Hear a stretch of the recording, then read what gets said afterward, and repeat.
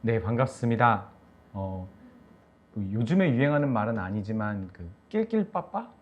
낄 때 끼고 빠질 때 빠지는 그 말이 되게 유명한 말이잖아요. 근데 혹시 최근에 고막 남친 성시경의 그거를 혹시 보셨는지 모르겠는데 제가 되게 좋아하는 가수가 나왔었어요. 누구냐면 쿨의 이재훈 씨. 제가 너무 좋아하는 가수고 노래들을 되게 좋아했었기 때문에 어렸을 때 제가 그 쿨의 노래 중에서 가장 좋아하는 노래는 그 작은 기다림이라는 노래인데 근데 이재훈 씨가 나와가지고 막 노래를 불렀는데 그 이재훈 씨의 아주 그 오래된 팬이 뭐 요즘에 콘서트도 막 쫓아다니고 그러더라고요. 근데 그분이 여자분이신데 남편이랑 또 거기까지 오셔가지고 그 노래를 또 보게 되셨는데 그분을 위해서 그 여자분을 위해서 이재훈 씨가 노래를 불러주더라고요. 라이브로. 근데 이제 남편분이 이재훈 씨가 이제 노래를 부르면서 가까이 오니까 딱 일어나서 자기 그 옆자리를 딱 비켜주더라고요. 그래서 이재훈 씨가 그 옆에 앉아가지고 그 아내분을 위해서 그 달콤한 목소리로 노래를 불러주고 다시 이제 남편분 보고 앉으라고 손 딱 잡아주고 이렇게 하는데 거기에 댓글이 이렇게 달려있더라고요. 낄낄빠빠의 상 줘야 될 남편 이렇게 그 최고의 순간 딱 그 자리를 비켜준 그 남편의 센스. 저도 그거 보면서 나도 그럴 수 있을까? 나도 아내를 위해서 아내가 좋아하는 것을 위해 그럴 수 있을까? 이런 생각도 해봤는데 저는 오늘 이 에스더 5장과 6장에서 믿음의 사람에게 낄낄빠빠가 얼마나 중요한지를 저는 가르쳐주고 있다고 생각합니다. 좀 무거운 내용이지만 재밌게 시작하니까 더 신나죠? 네, 아멘. 네. 그래서 오늘 이 5장과 6장에는 급반전이 일어나는 내용인데 그런데 아주 신기한 부분들이 있습니다. 그걸 우리 한번 같이 봤으면 좋겠어요. 급반전이 일어나지만 5장, 6장에서 우리가 주목해야 될 부분들을 좀 보자면 4장 마지막 절을 보면 사실은 에스더 왕후가 엄청난 일을 행할 것 같은 기대감을 우리에게 주잖아요. 그렇죠? 에스더가 정말 죽으면 죽으리라. 내가 온 유다 백성들과 함께 죽을 거다. 죽을 각오를 하고 내가 나서 보겠다라고 해서 저자는 독자들에게 그러면 에스더가 무슨 일을 하는지 정말 뭔가 일어나겠구나라는 기대감을 준다라는 거죠. 그런데 이 5장과 6장을 보면 분명히 5장에서 에스더가 신중함과 비장함으로 일하는 것을 우리는 보게 되긴 하는데 근데 신기한 건 6장에 에스더가 전혀 등장하지 않는다는 겁니다. 이 5장과 6장에서 에스더가 어마어마한 일을 할 것 같은데 그렇지 않았다는 거죠. 그런데 5장, 6장을 통해 어떤 일이 일어났죠? 급반전이 일어났잖아요. 저는 이런 지점이 되게 신기한 부분이라고 생각합니다. 하나님의 섭리가 노골적으로 더욱 드러나는 장인 것이죠.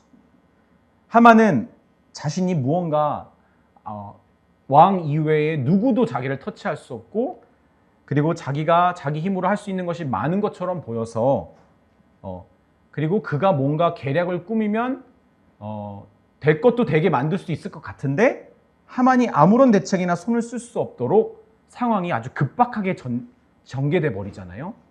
그런 지점들도 우리가 좀 주목해 봐야 될 부분입니다. 그리고 무엇보다 에스더가 아닌 하나님의 선행하심이 이 극적으로 나타나는 곳이 바로 이 5장과 6장이라는 거죠. 그럼 도대체 믿음의 사람들에게 그 낄낄빠빠를 하나님이 어떻게 보여주시는가? 그 다음 한번 보겠습니다. 첫 번째 질문에서 보면 이 앞서서 에스더 내용 중에서 5장 1절부터 8절의 장면을 더욱 극적이고 긴장감 넘치게 만드는 내용이 있는데 어떤 단어가 떠오르고 이 극적인 장면에 대해서 한번 자세히 적어보라고 했습니다. 5장 1절에 보면 제3일에 에스더가 왕후의 예복을 입고 왕궁 안뜰 곧 어전 맞은 편에 서니 왕이 어전에서 전 문에 대하여 왕자에 앉았다가 이 5장 1절만 보면 왕권이라고 하는 단어와 왕이라는 단어가 3번씩이나 등장합니다. 그리고 어떻게 왕과 왕후가 만났고 어땠는지를 아주 자세하게 보여주고 있잖아요. 그래서 저자의 이런 세밀한 묘사와 등장인물의 감정, 그리고 과장, 또 생동감 있게 표현하는 내용들이 이 1장, 5장 1절부터 8장 가운데에서 우리를 더 긴장감 넘치게 만들어주고 있다는 거죠. 그래서 이 저자의 이런 시도가 있었습니다. 그리고 급한 뭔가 왕후에게 뭔가 해줘야 될 것 같은 그런 급한 마음에 급한 움직임을 보이는, 빨리 하만 오라고 해서 이 잔치에 참여하게 해라. 왕은 뭔가 급합니다. 그런데 신기하게 에스더는 오히려 느긋해요. 이 연회를 이제 벌이면서 느긋하고, 첫 번째 잔치에서 자기가 원하는 바를 말하지 않고 또 두 번째 잔치까지 계획하고 있잖아요. 이런 에스더의 신중함과 비장함, 그리고 왕이 좋아하는 게 뭐죠? 우리 여태까지 본 것처럼 연회, 잔치잖아요. 그렇죠? 왕이 좋아하는 것을 가지면서 그것을 가지고 자기의 뜻을 이루려고 왕을 이끌어가는 모습을 우리가 볼 수 있습니다. 근데 이런 장면들은 어떤 면에서 우리에게 하늘의 법정을 상기시켜 주는가? 약간 이 지점에서 라고 하는 이게 좀 반응이 나왔을 것 같아요. 하늘의 법정? 우리는 빨리 그러면 이 잔치가 어떻게 진행되는가에 집중하고 싶지만, 아직 이 성경 공부의 이 저자는 무슨 얘기를 하는 거냐면 왕과 왕후가 만나는 장면에 대한 이야기입니다. 그래서 죄인이 거룩한 재판장이신 하나님 앞에 설 수 없음을 사실은 이 왕과 왕후의 만남 통해서 우리에게 생각나게 해주죠. 그래서 이사야서 6장에 보면 이사야가 어떻게 하죠? 거룩한 하나님의 이 스랍들과 보좌를 보았을 때 이사야가 어떻게 합니까? 자기가 죽게 되었다고 말합니다. 근데 왜 죽게 되었다고 하죠? 자기가 입술이 부정한 자라서. 그런데 선지자는 하나님의 말씀을 대언하는 입술이 어쩌면 가장 거룩한 사람인데, 입술만 거룩할 수도 있어요. 그런데 입술이 부정해서 죽게 됐다는 것은 이 홀리 오브 홀리즈, 가장 거룩한 하나님을 만나니까 자신이 죽을 수밖에 없다는 것을 이 선지자는 깨달은 것이죠. 거룩한 재판장이신 하나님 앞에 우린 죄인은 설 수 없는 것처럼, 하나님의 은혜가 없다면, 하나님의 우리를 좋게 봐주시는 하나님의 후대하심이 없다면 사실은 우리는 하나님과 언약을 맺을 수도 없고, 하나님 앞에 무언가 우리의 원하는 바를 기도와 같은 것을 할 수 없는 거죠. 그래서 우리 하나님의 자녀들에게 최고의 특권이 기도잖아요. 그리고 또 한 가지 추가한다면 하나님의 사랑이 앞선 통치. 먼저 그 자격, 하나님을 만날 수 있는 자격. 이 왕후가 왕을 만날 수 있는 자격이 없었지만 왕이 딱 왕후를 봤을 때 매우 사랑스러워 보였기 때문에 그 모든 규율과 법을 뛰어넘을 수 있는 그 하나님의 놀라운 은혜가 마치 보여지는 것처럼 보입니다. 그래서 사랑이 앞선 하나님의 거룩한 통치가 우리 하나님의 백성들에게 있기 때문에 우리가 이 왕이 귀를 내밀어서 왕후가 이렇게 끝을 잡잖아요. 아주 신중한 행동입니다. 그렇게 잡을 수 있는 것, 터치할 수 있는 것처럼 하나님 앞에 나아갈 수 있는 기회가 열린 것이죠. 근데 이 장면에서 내러티브 어조와 관점은 무엇인가? 이야기가 계속 펼쳐지는데, 근데 에스더의 생각과 감정은 잘 드러나고 있지 않습니다. 그렇죠? 분명히 우리가 4장 마지막까지 봤을 때는 이제 에스더가 무언가 대단한 것을 많이 할 것 같아서 에스더의 마음이 어땠고, 얼마나 비장했고, 어떤 불안감이 있었고, 그러나 하나님을 위해서 다시 기도했고, 하나님을 향해 기도했고, 이런 내용들이 나올 것 같은데 나오지 않습니다. 왜 그럴까요? 화자가 우리에게 이렇게 에스더의 감정 가운데로, 생각 가운데로 우리를 이끌어가고 있지 않은 이유는 이미 에스더가 온 유다와 함께 죽으면 죽으리라고 결단했기 때문에, 그렇죠? 이미 믿음으로 나아갔기 때문에, 결단했기 때문에 그런 사람에게 어떤 생각과 감정이 무엇이 중요합니까? 그리고 화자는 우리에게 이 믿음의 사람이 흔들리지 않고 믿음으로 작정한 것을 이뤄가고 있다는 것을 우리에게 보여주고 있는 것 같아요. 물론 에스더도 불안했을 겁니다. 두려웠을 것이고요. 간당간당했을 거예요. 그러나 이미 믿음으로 나아간 사람에게 그것은 부차적인 문제였던 것이죠. 그러면 하만은 어떻습니까? 우리 9절부터 14절 내용에 하만의 그 모습이 나타나잖아요. 근데 지금 하만은 최고의 순간을 맞이하고 있어요. 그래서 하만이 무엇을 목적으로 살아가는지를 찾아본다면 자기의 큰 영광, 자녀가 많은 것, 가장 높임을 받는 것, 그리고 너무 좋아가지고 자기 친구들과 아내를 불러가지고 왕과 왕후가 초대한 사람 나밖에 없었다. 이거 너무 좋아하는 거예요. 나밖에 없어, 나밖에 없어. 나밖에 없었어. 그래서 너무 자랑하고 싶었던 모습들을 보면서 그는 자기의 영광을 추구함이 그의 가장 기쁨이고 가장 큰 만족이었다는 거죠. 그리고 오히려 또 13절에 보면 모르드게가 자기에게 여전히 절하지 않는 것을 보고 어떻게 하죠? 하만이 만족하지 않잖아요. 오히려 반대로 이 하만이 만족하지 않는 것을 보면서 이 사람의 지금 허영심과 교만함, 헛된 꿈을 꾸고 있는 것을 우리가 알 수 있죠. 이 사람은 끝도 없이 높아지려고 하는구나. 이 정도면 만족할 만한데 저 인간은 그냥 유다 민족이니까 민족의 원수니까 저러나 보지라고 생각하고 왕과 왕후가 자기를 이렇게까지 높여주는 것, 잔치까지 초대해서 특별한 이런 손님 대접을 받는 것에 만족했어야 되는데 만족하지 못한다는 거죠. 그래서 사실은 이 교만한 자들에게는 만족이 없는 겁니다.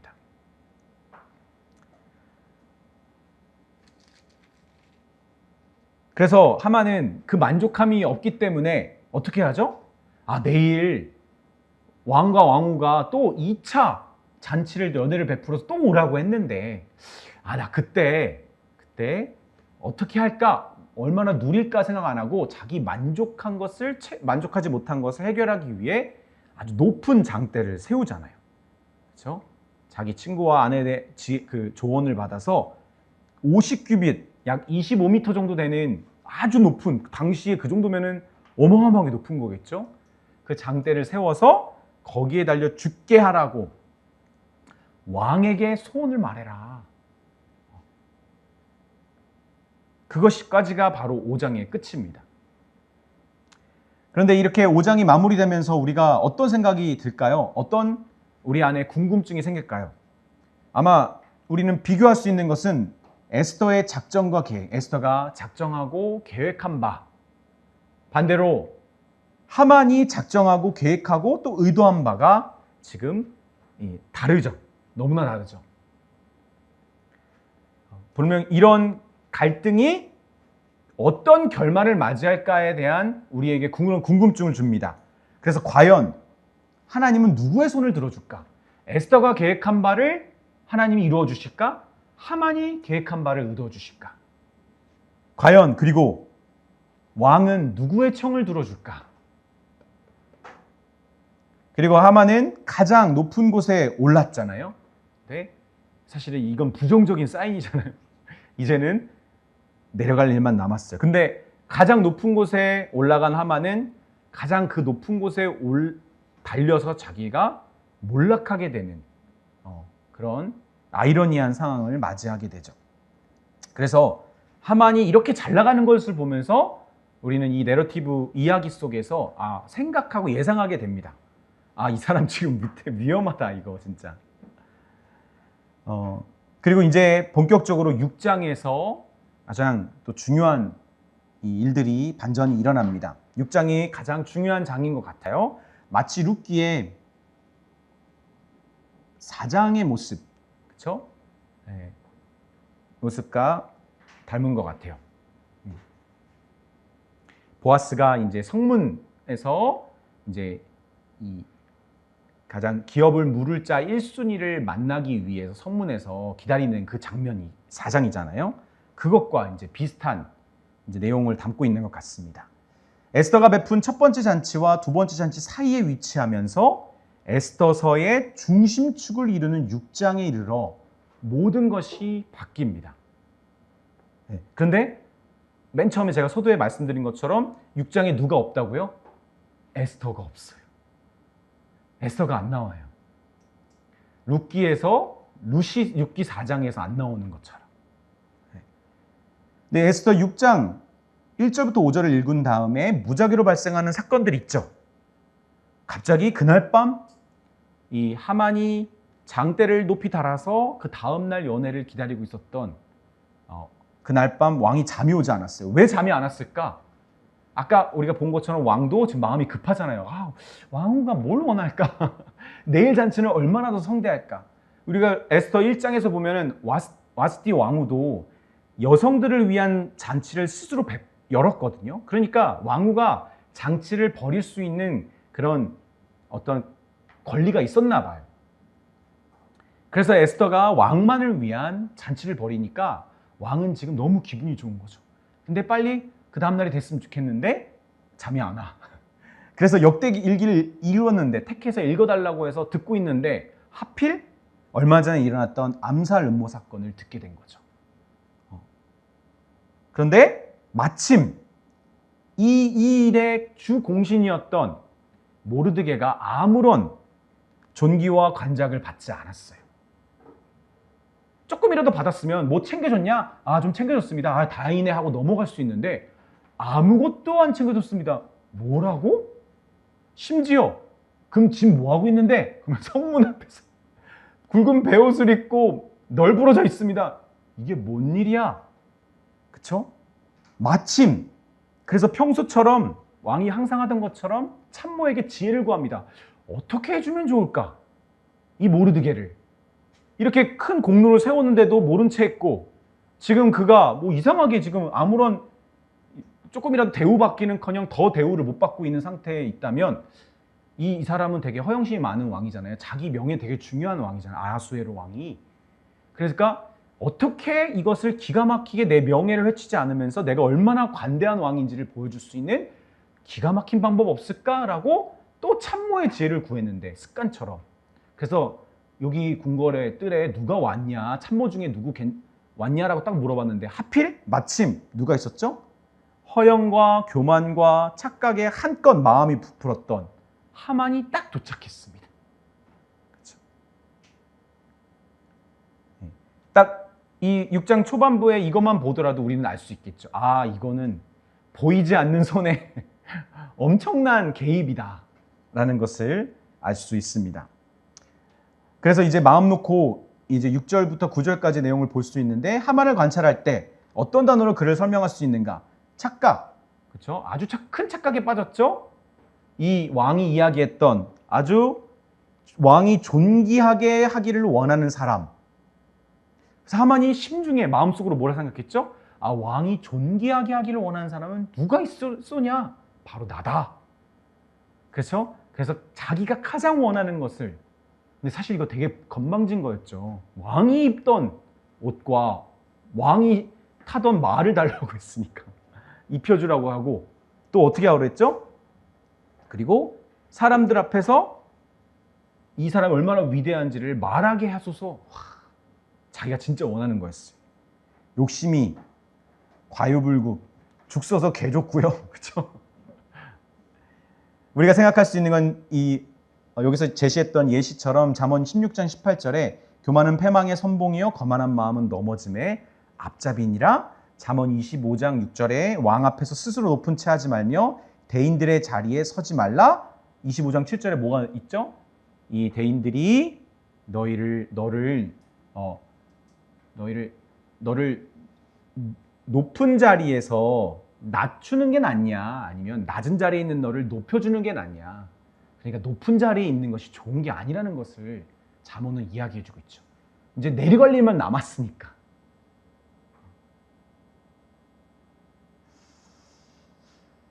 그 다음 이제 6장 10절부터 11절에서 화자가 우리에게 말하지 않는 것, 우리에게 고의적으로 말해주고 있지 않는 것은 무엇일까요?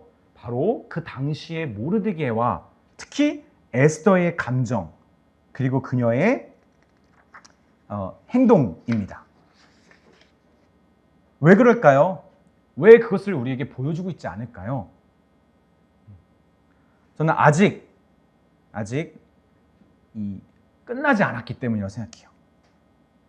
이 6장 10절부터 11절은 어떤 내용을 담고 있죠? 하만이 왕에게 말했던 거가 누구한테 돌아갔죠? 바로 모르드게에게 돌아가가지고 모르드게가 왕이 입었던 옷을 입고 왕이 타던 말에 타고 하만이 그 앞에서 그를 모시고 다니면서 이 모르드게가 얼마나 위대한지를 말하도록 그런 부끄러운 일을 하만이 하게 되었어요. 그러니까 아주 하만이 얼마나 창피하고 이게 화가 나고 견딜 수 없는 수치를 느꼈을까.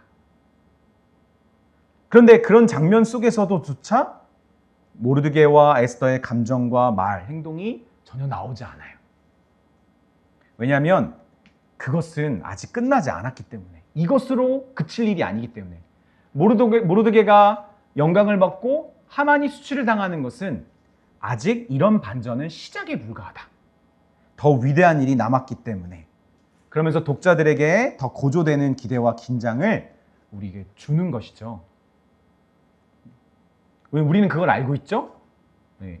유다 민족, 그 왕의 조서가 반포되어서 이제 죽을만 남은 유다 민족들을 위한 새로운 조서가 반포되고, 그리고 또 그것을 대비해서 이제 유다 민족을 미워했던 사람들이 다 싸그리다 반대로 죽임을 당하게 되는 그런 반전이 남아 있잖아요. 6장의 끝을 향해 달려가면서 서둘러 앞을 보게 되는데, 이야기의 축이 되는 시점에서 하만이 그의 집에서 마지막으로 들은 말을 적어보라. 네, 뭐였죠? 누가 얘기겠습니까? 그의 아내 세레스와 모든 친구에게 말하매 그중 지혜로운 자와 그의 아내 세레스가 이르되, 모르드게가 과연 유다 사람의 후손이면, 이 말이 3번이나 반복되죠. 이 6장에 5장 6절에 6장에 당신이 그 앞에서 굴욕당하기 시작했으니 그 능히 그를 이기지 못하고 분명히 그 앞에서 엎드려지이다. 재수없는 말을 했어요. 정말 재수없는 말을 했어요.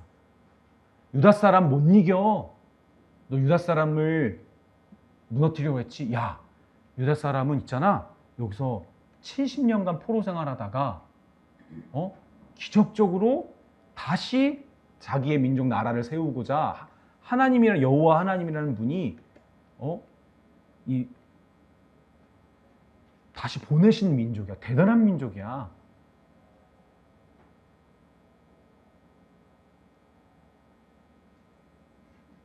지금까지 모르드게와 하만에게 보았던 흥망의 방향의 대조, 계속 흥하기를 강구했어요. 하만은 만족할 줄 모르고. 근데 모르드게는 계속 낮아져 있어요. 뭐 거기서 더 낮아졌다라고 표현한 건 좀 과장이지만 모르드게는 계속 낮아져 있었어요. 그러나 계속 흥하기를 강구했던 하만은 결국 패망을 향해 질주해 버렸다는 것이죠.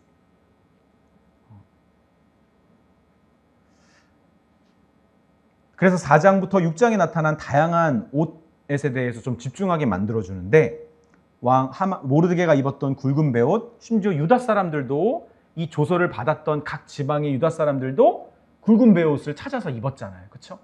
네. 너무 하나님 앞에 원통하고, 그리고 그런 슬픔과 그 위기감에 들어서, 그리고 에스더가 왕을 만나기 위해서 예복을 차려입었던 것, 그리고 왕이 입은 왕복을 하만이 입고자 했었잖아요. 근데 결국 누구한테 갔죠? 모르드게에게 갔잖아요. 근데 뒤에 8장 15절에 보면 이 8장 15절이 이렇게 말하고 있습니다. 모르드게가 푸르고 흰 조복을 입고 큰 금관을 쓰고 자색 가는 배 겉옷을 입고 왕 앞에 나오니 수산성이 즐거이 부르며 기뻐하고 유다인들에겐 영광과 즐거움과 기쁨과 존귀함이 있는지라. 그렇죠? 그래서 이런 예복을 보면서 하나님께서 이 이야기를 또 예복을 통해서도 그 흐름을 보여주고 계신 거죠. 스스로 낮은 옷을 택한 자가 흥함을 받고, 스스로 높은 옷을 원했던 자, 택한 자가 패망하게 되는 이 스토리를 옷으로도 또 따라갈 수 있는 이 이야기이기도 합니다. 근데 이들 장면은 모르드게의 반응에서 또 언급하지 않습니다. 그리고 이런 어떤 면에서 그의 행동이 중요하다고 생각하는가? 하나님께서 모르드게의 반응에 대해서, 영광받는 모르드게의 반응에 대해서 또 주목하지 않으면서 이 저자가 하나님이 에스더보다 더 앞서서 행하시는 것을 우리에게 분명히 깨닫게 해준다. 그리고 모르드게가 자신을 낮추고 있을 때 하나님이 높이신다는 것을 우리에게 보여주는 것 같아요. 그래서 모르드게나 에스더나 둘 다 어떻게 하고 있죠? 모르드게는 완전히 전적으로 하나님께 맡기고 있어요. 3일 동안 금식하고 기도하면서 여전히 성문에서 그는 엎드려져 있는 거죠.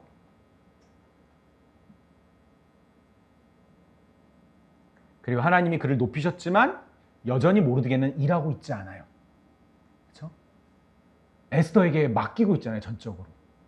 그리고 에스더는 누구에게 맡기고 있는 거죠? 하나님께 맡기고 있고요. 실제로 하나님은 에스더보다 더 앞서서 행하신 거죠. 6장 전체에서. 우리가 생각할 때 에스더가 죽으면 죽으리라 하고 바로 잔치를 베풀면서 바로 왕에게 설득시켜서 하만이 그랬습니다라고 함정을 빠뜨려서 일하는 것 같지만 실제로 5장과 6장을 자세히 보면 에스더가 이런 일들을 본격적으로 하기 전에 하나님이 이미 다 끝내놓으셨어요. 이미 상황을 다 정리해 놓으셨어요.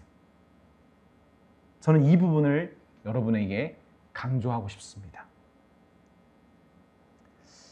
6장과 함께 이야기의 방향이 그렇게 반전되는데 잠시 멈춰서 하나님 백성이 지닌 용기와 신실함 그리고 하나님의 섭리를 한번 요약해보자.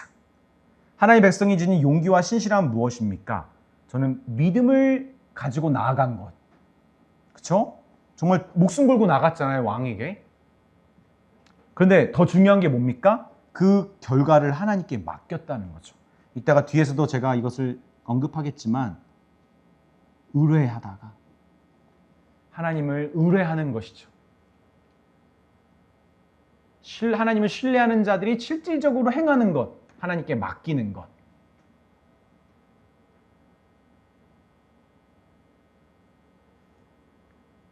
저는 이게 정말 하나님 백성들이 보이는 진인, 하나님이 또 보시고자 사용하시고자 하는 믿음의 사람들의 모습인 것 같아요.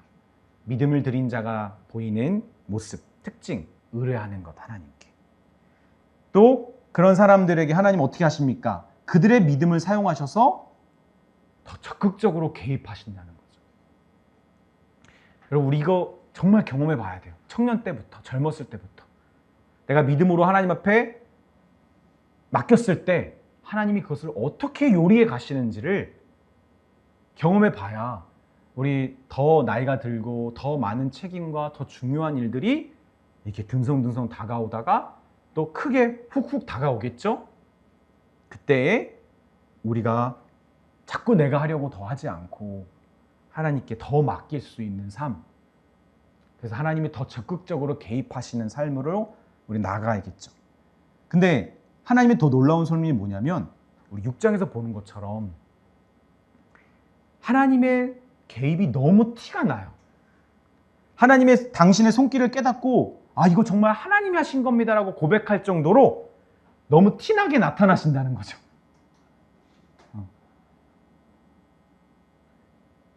그리고 실제로 그냥 티나게 하나님이 개입하시긴 했지만 그 결과, 그 효과가 그렇게 크지 않다면 별로 매력도 없고 다음에도 그렇게 하나님께 맡겨야겠다 이런 생각 별로 안 들겠죠?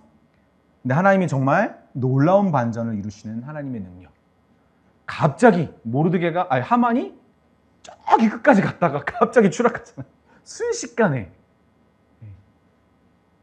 그것도 왕은 몰라요. 이게 뭐가 잘못된 건지도 몰라, 왕은. 자기 꾀에 넘어진 교만한 자의 패망을 우리는 하나님의 능력으로 우리는 당연히 보게 되었습니다. 이 모르드게가 유대인이라는 사실에 대한 반복된 언급, 유다인이라고 표현하는 이 성경의 번역이 좀 더 맞다라고 말하잖아요. 그렇죠? 그게 좀 더 포로기 이후의 역사서를 볼 때 유다인으로 보는 것이 좀 더 나은 것 같아요. 이 이야기의 핵심적으로 나타난 하나님의 섭리를 떠오르게 되는데, 특히 아브라함을 하나님 부르실 때 하셨던 창세기 12장 1절 3절의 말씀과, 그리고 사무엘하 7장 12절 17절 어떤 내용이죠? 이 사무엘이 20년간 통치를 이스라엘 백성들을 준비시키면서 아직 하나님의 괴가 돌아오지 않았을 때 20년간 준비시키다가 이들이 미스바에서 집회를 하면서 하나님 앞에 통회하고 회개하며 그들이 불순종했던 것을 하나님 앞에 정결함으로 나아갈 때 블레셋 민족이 두려움을 느끼잖아요. 그래서 먼저 쳐들어오잖아요. 그때 블레셋을 무찌르면서 이 어떤 게 있었죠? 이 에베네셀 하나 도우시는 하나님을 고백하는 그런 장면입니다.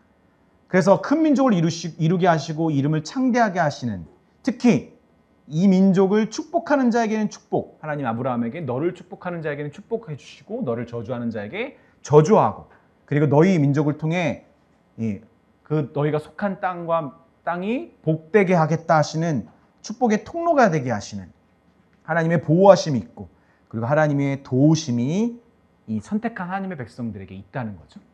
하나님의 보호하심과 도우심, 엄청난 백이 우리에게는 있는 것이죠.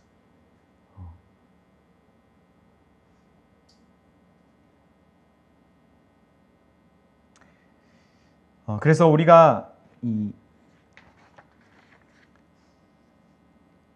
이 5장과 6장에서 나타난 하나님의 반전, 그런데 그 반전에서 에스더가 많은 일을 할 것 같은데 오히려 에스더는 믿음을 드린 것, 그리고 하나님을 의뢰한 것밖에 없는데 하나님이 더 적극적으로 개입하셔서 하나님의 백성들에게 약속하신 바를 더 드러내게 일하시는 것을 우리는 보게 되었습니다. 자, 이런 5장과 6장의 내용을 우리가 볼 때 신학적으로 볼 때 먼저는 복음의 관점에서 볼 때 하나님의 호의, 하나님의 먼저 베풀어 주시는 선대하심을 우리가 보게 되죠. 그리고 또한 하나님의 백성에 대한 변함없는 목적, 하나님이 세우신 뜻을, 세우신 약속을 하나님이 스스로 지키시는 분임을 우리가 보게 됩니다. 그 내용을 보면 이 요한복음 10장 10절에 내가 온 것은 양으로 생명을 얻게 하고 더 풍성히 얻게 하려는 것이라. 하나님 앞에 서는 것조차도 불가능했던 죄인들이 하나님 앞에 깨끗함을, 용서를 받았을 뿐만 아니라 의로운 자라 칭함을 받게 되어서 생명을 간신히 건진받은 자가 아닌 생명을 풍성히 얻을 수 있는 자로 하나님이 우리를 대해 주시는 그런 왕의 엄청난 호의를 우리는 받은 거죠. 누구 안에서? 예수님 안에서. 그렇죠? 예수님을, 그리고 예수님을 통해, 그리고 우리가 꼭 기억해야 될 것, 예수님을 위해 우리는 풍성한 왕의 호의를 받았다는 것. 이 복음의 메시지에서 우리가 잘 들어가다 보면 성경이 말하는 이 복음의 핵심은 하나님의 구원은 결국은 하나님의 아들을 위한 것,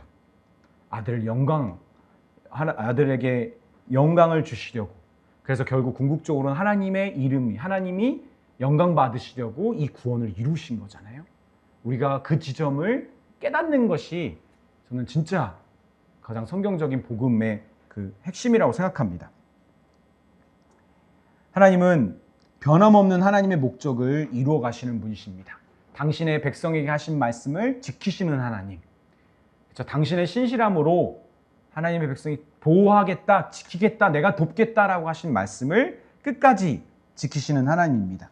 그래서 우리는 하나님의 언약 백성으로서 실제로 그리스도 안에서, 그렇죠? 무엇이 있는 새 언약 백성입니까? 성령의 인치심을 받은 그 언약 백성, 그리고 in Christ, 예수님 안에서 성령의 인치심을 받은 새 언약 백성이 우리에게 새 언약 백성을 삼아 주시겠다고 하신 하나님의 약속이 실제로 예수님 안에서 그러면 완전히 성취되었잖아요.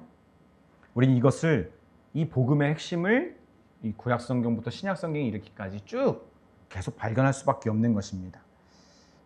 또 성경 신학, 성경 흐름 안에서 결국은 어떤 자가 흥하고 어떤 자가 망하는가 우리는 구약에서 너무 많이 봤어요.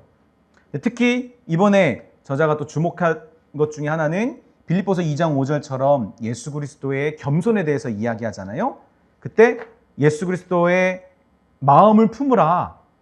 예수님의 마음을 품으라. 근데 어떤 마음입니까? 그는 근본 하나님의 본체신 하나님과 동등됨을 취할 것으로 여기지 아니하시고 오히려 자기를 비워 종의 형체를 가지사 사람들과 같이 되셨고 사람의 모양으로 나타나사 자기를 낮추시고 죽기까지 복종하셨으니 곧 십자가의 죽으심이라 이러므로 하나님이 그를 지극히 높여 모든 이름 위에 뛰어난 이름을 주사 하늘에 있는 자들과 땅에 있는 자들과 땅 아래에 있는 자들로 모든 무릎을 예수의 이름에 꿇게 하시고 모든 입으로 예수 그리스도를 주라 시인하여 하나님 아버지께 영광을 돌리게 하셨느니라. 자신을 비워 하나님과 동등됨을 취하지 않으시고 자기를 낮추어 죽기까지 복종할 때 하나님이 그를 높여 영광받게 하시는, 그렇죠? 우리는 이 성경에서 이것을 계속 보게 됩니다. 진짜 우리가 하나님께 영광을 돌리는 삶이 무엇일까? 내가 내 스스로를 높이는 삶이 아니라 내가 나를 하나님께 죽기까지 복종하기 위해 나를 낮출 때에 하나님이 높여주실 때만 하나님이 영광 받으시는 거죠. 그러니까 하나님은 정리하자면 이거죠. 당신의 영광을 위해 당신 때문에 낮아진 자를 반드시 높이신다.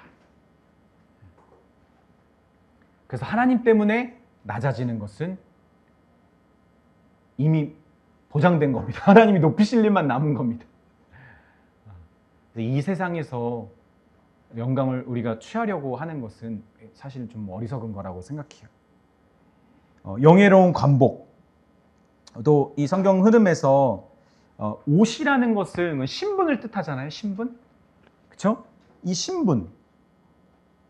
근데 여러분, 우리 인류의 역사 가운데 신분을 결정짓는 것은 사실은 그 누구도 사람의 노력이 아닌 하늘이 정한 것이라는 그 많은 사람들이 알고 있는 지혜입니다. 여러분, 우리의 신분은 우리가 취하는 것이 아니죠. 우리는 하나님의 백성으로 하나님이 택하심을 받은 거지 우리가 하나님 백성을 따낸 게 아니잖아요. 마찬가지로 우리는 그리스도의 신부로서 가장 아름답고 순결한 옷을 하나님이 입혀주시는 자들인 거죠. 그게 가장 영예로운 관복입니다. 하만의 패착은 뭐죠? 자기 스스로 꾀를 내어서 자기가 원했던 그 관복을 취하려고 했던 거예요. 신분을 바꾸려고 했던 거죠. 그래서 요한계시록 19장 14절에 빛나고 깨끗한 세마포 옷을 입도록 허락된 이 그리스도의 신부가 바로 교회이기도 하고 우리잖아요. 그리스도를 맞이하는 그리스도의 신부를 하나님이 이렇게 영예로운 관복으로 바꿔주시는 거죠. 우리가 이것을 보아야 됩니다. 나의 정체성이 무엇이고 나의 하나님이 나를 부르시는 위치가 무엇인가? 우리가 이것을 계속 성경 안에서 발견할 수 있습니다. 조직신학적인 메시지를 본다면 우리가 여기 6장에서 가장 강조하고 있는 하나님의 섭리, 에스더가 아닌 하나님이 주도하시는 반전. 여러분 룻기 3장 18절 마지막 룻기 끝나기 4장이 시작되기 직전에 나오미가 뭐라고 얘기하죠? 내 딸아 너는 앉아 있으라. 그렇죠? 그 사람이 그 일을 성취할 때까지는 쉬지 아니하리니 너는 앉아 있으라라고 룻에게 말하잖아요. 그리고 룻기 4장에서 룻이야 등장하지 않아요. 룻은 정말 그 말씀을 하나님의 말씀으로 믿고 기다립니다.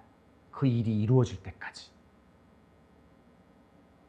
저는 이것이 가장 오늘 또 본문에서 가장 중요한 일인 것 같아요. 교만의 죄. 사람이 교만하면 낮아지게 되겠고 마음이 겸손하면 영예를 얻으리라. 하나님이 교만한 자를 물리치시고 겸손한 자에게 은혜를 주신다. 이건 성경 어디에서 발견할 수 있는 하나님 앞에서 겸손하고 낮아지고 그리고 그 마음이 가난한 자가 되는 것. 그래서 정말 하나님께 인정받는 의인 것 같아요. 근데 하나님 앞에서의 불의는, 죄는 스스로 교만하게 자기를 여기는 거죠. 하나님께 쫓겨나는 자들이 아니라 하나님이 세워주시는 자가 되는 것. 이것은 저희가 하나님의 성품을 우리가 이해해야 되는 부분인 것 같아요. 그래서 에스더 5장부터 6장에서는 우리에게 제일 중요한 진리를 하나 보여주고 있습니다. 그게 뭐냐면 믿음으로 하나님께 의뢰한 자, 의뢰함으로 나아간 자, 하나님이 어떻게 하시죠? 하나님이 선행하심, 하나님의 선행하심이 있습니다.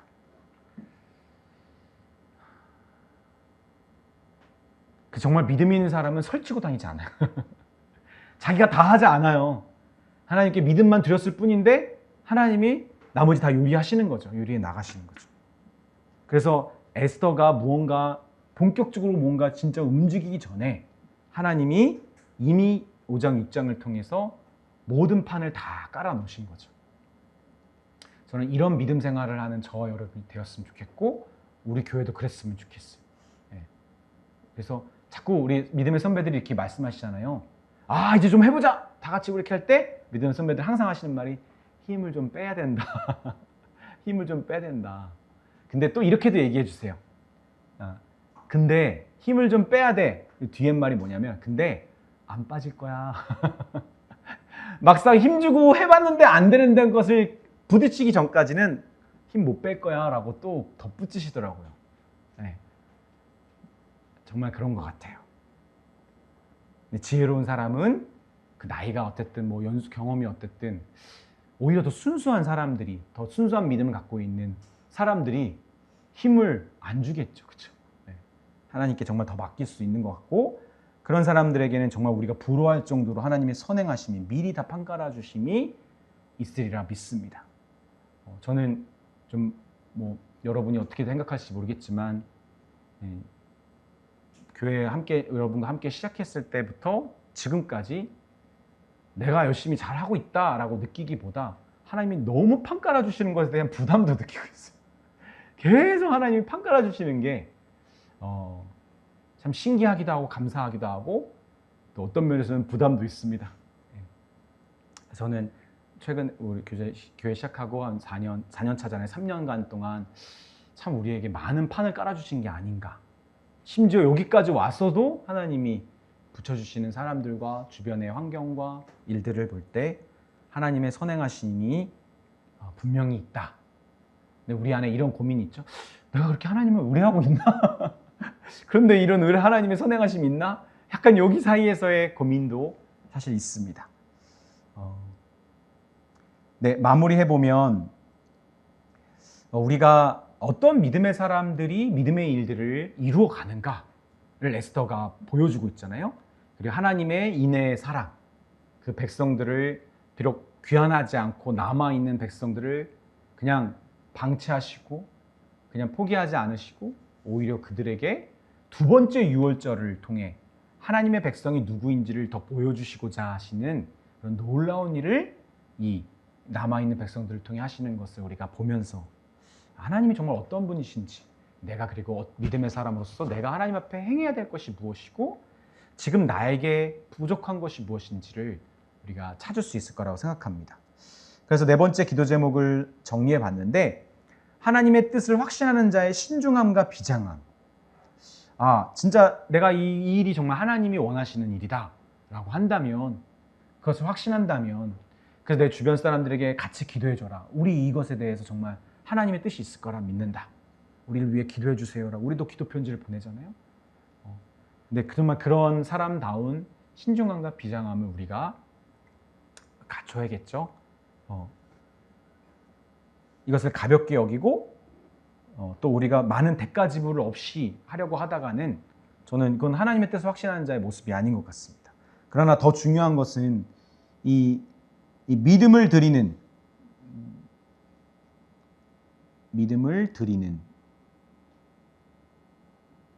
당신의 백성을 책임지시는 하나님의 신실함을 신뢰하도록. 저는 그런 리더들도 경험해 본 것 같아요. 이 자기를 따라오는, 자기를 믿고 따라오는 팔로워들을 정말 나는 책임져 주고 싶다, 끝까지. 그런 진실된 마음으로 이 그룹을 이끌어가는 리더들을 만나봤거든요. 근데 중요한 건 뭐냐면 마음은 그런데 능력이 없으면 그게 안 돼요. 뒷감당 안 돼요. 자기를 따라서 따라왔지만, 그래서 정말 이 사람들을 잘 내가 끝까지 책임져 주고 싶지만 내 마음은 그렇지만 능력이 안 되면 결국은 자기를 이렇게 따라오고 자기 목숨 걸고 따라온 사람들을 못 책임져 가지고 파토 나버리는 저는 그런 그룹도 경험해보고 또 많다고 생각합니다. 그러나 하나님은 자신을 향하여 믿음을 드리며 그리고 의뢰하는 당신의 백성을 끝까지 책임지실 수 있는 하나님의 신실하심 그리고 그 능력을 우리가 믿고 신뢰해야 됩니다. 그 뒤돌아볼 것이 없는 거죠. 어떻게든 될 겁니다. 그렇죠? 하나님께 믿음 드린 자들은 하나님은 절대로 그냥 빈손으로 가시지 않게 하고 자녀를 키우는 목사님들, 사모님들이 꼭 하시는 말씀이 있어요. 자녀들에게 해준 것이 별로 없으니까 오히려 목회라는 환경 가운데 주말만 되면 아이들을 위해서 애들이 좋아하는 거 뭐 따라가지고 뭐 마련해주고 목사님들이 어떻게 이렇게 해요? 예전에 더 심했죠. 뭐 신방 있으면 거기 따라가야 되고 막 뭐 어떻게 돈이 있어서 학원들을 다 보내면서 그게 맡길 수나 있기나 해. 그런데 결국은 해준 것이 별로 없고 해줄 수 있는 것도 없었던 자녀들을 하나님은 결국 책임지신다. 저는 그런 거 많이 듣거든요. 내가 자녀들을 위해서 다 하려고 해도 그게 다 되는 게 아니거든요. 하나님이 하나님께 맡기며 믿음을 드린 하나님의 백성들을 절대로 외면하지 않으신다는 것을 우리가 꼭 기억했으면 좋겠습니다. 여기서 첨언하자면 이 젊음의 때에 이 건강한 젊음과 시간과 그런 소중한 그런 기회를 하나님 앞에 전심으로 쓰고자 하는 사람들의 말년을 하나님 어떻게 책임지실까? 또 영원한 삶을 하나님 어떻게 책임지실까? 그리고 비록 우리가 그것을 통해 행한 일들이 되게 작아 보일지라도 하나의 그 미라를 하나님이 어떻게 어마어마한 이 하나님 나라 믿음의 숲으로 만들어 가실까를 저는 또 신뢰하고 기대했으면 좋겠습니다. 그래서 믿음을 드린 자다운 하나님께 맡기는 의뢰를 실질적으로 우리가 행할 수 있도록 우리가 룻기서와 에스더를 보면서 그래 내가 정말 룻과 같이 붙조중으로 나아간 것 이렇게 죽으면 죽으리라 함께 공동체적인 결단이잖아요. 그렇게 나아간 것이 무엇일까? 어떤 사람은 룻처럼 개인적으로 분명히 이렇게 믿음을 드릴 수 있는 기회가 있었는데 그런 하나님 주신 기회를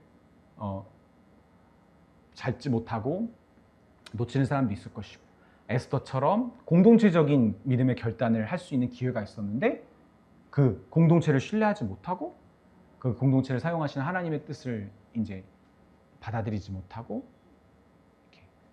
함께 하지 못하는 물론 그런다고 해서 문제 생기는 건 아닙니다. 영광 누릴 수 있는 하나님 일하심을 경험할 수 있는 기회를 놓치는 거죠.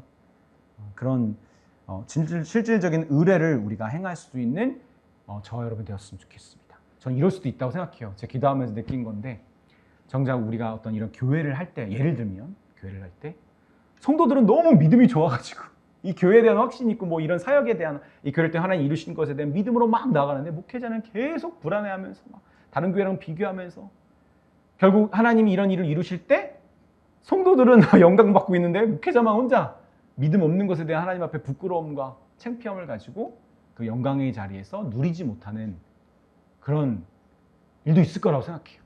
저는 그런 부끄러운 목회자가 되고 싶지 않습니다. 예, 여러분보다 훨씬 더 좋은 믿음으로 나아갈 수는 없을지 몰라도 여러분에게 뒤처지지 않는 믿음으로 하나님이 하시고자 하는 이 우리 교회 사역에 저도 발맞추고 싶은 마음이 있습니다. 실질적으로는 이 의뢰를 행할 수 있었으면 좋겠습니다. 우리의 개인의 삶, 그 구석구석과 우리 공동체적인 삶에서. 네, 그래서 이 세 가지를 가지고 같이 우리 기도하겠습니다. 하나님의 뜻을 확신하는 자답게 제가 하나님 우리에게 나에게 맡기신 일에 대한 신중함과 비장함으로 죽게 하듯 주님이 나에게 거룩한 그 부르심을 따라서 할 수 있길 원합니다. 또 하나님이 믿음 드린 백성들을 책임지시는 하나님을 내가 신뢰하여 실질적인 그런 의뢰하는 삶을 그것이 재정이든 자녀든 건강이든 직장이든 배우자든 하나님 정말 내가 그렇게 하나님을 의뢰하고 하나님께 맡길 수 있기 원합니다. 우리 같이 기도합시다.